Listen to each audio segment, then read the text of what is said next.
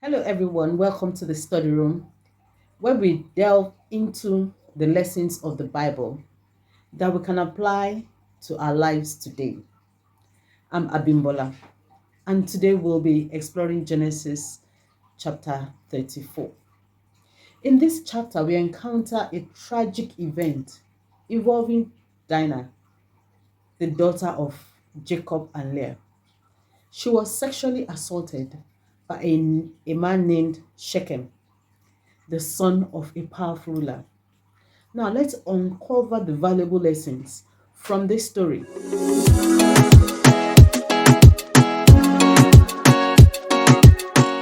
Lesson number one is about controlling our desire. In verse 2, it is recorded that Prince Shechem saw Dinah, seized her, and lay with her. This reminds us to examine the source of our desire. If you haven't already, check out my previous video where I discussed the gates through which we receive influences as humans, our eyes in particular. They play a significant role. In this case, the prince saw Dinah through his eyes. What drives your desire? It's crucial to guard our hearts and to be mindful of what influences us. Secondly, when Jacob learned about his daughter's assault, he chose to wait and say nothing until his sons arrived. Many people would have reacted differently, acting in the heat of the moment and resorting to violence. But in situations where we are offended, it is advisable to remain calm, take a breath, and walk away to cool off. By doing so, we can respond more thoughtfully and avoid escalating the situation. Patience can lead to better reactions. The third point is about emotional intelligence. Yes, emotional intelligence. Despite the grievance, the, grief, the big offense, the grave offense committed by the prince, he and his father only discussed marriage. Had they asked for forgiveness, the story might have taken a different turn. When we have done something wrong, it is essential to admit it and seek forgiveness instead of pretending that it was insignificant. What may seem small to you can mean everything to the other person. We need to be sensitive to others' feelings. Moving on to verse 11, the prince pleaded with Jacob and his sons to name the bride price for Dinah, offering to pay whatever it took to marry her.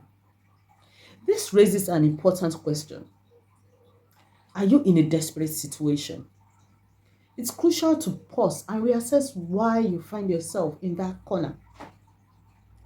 Understanding the reasons behind our desperation can really help us to make wiser decisions.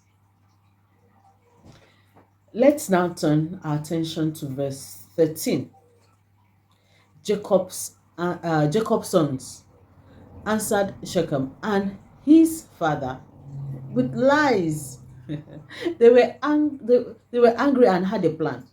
They deceived Shechem and his father into accepting circumcision as a condition for their desire to be fulfilled. Then they convinced the entire community to undergo circumcision. This prompts us to reflect on the motives behind our decisions and conversations. What influenced your decision, or who influenced your decision? Do you know their intention? Seeking God's guidance and thinking twice before making a decision is crucial.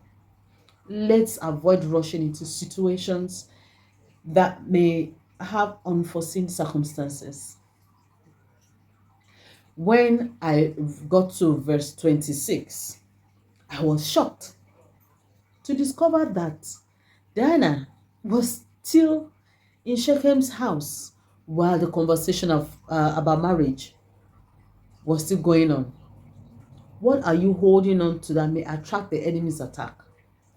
Some of us may have things in our possession that were never meant for us. If you are struggling with your entrepreneurial journey or personal journey, perhaps it's time to let go of those things that are not yours and return them to their rightful owners. The seventh treasure we uncover is the consequence of sin. Shechem's sin not only hurt Dinah, but also had a far reaching effect on the entire community. This reminds us that our actions can profoundly impact those around us. Sadly, in this story, lives were lost. Next, let's examine Jacob's response upon learning what his sons had done in verse 30. He acknowledged that the actions had caused him a lot of trouble, as others around them might retaliate. This teaches us that, teaches us to think beyond our immediate needs and consider the broader implications of our decisions. Taking a moment to reassess or assess the consequence can help us make wiser choices. Lastly, in verse 31, Jacob's sons they expressed their determination not to allow their sister to be treated like a prostitute. This teaches us the importance of standing up for the vulnerable in our society. Let's be the voice of the voiceless and show care for those who need it most. Thank you for joining me on this journey. I hope you've learned valuable lessons from Genesis 34.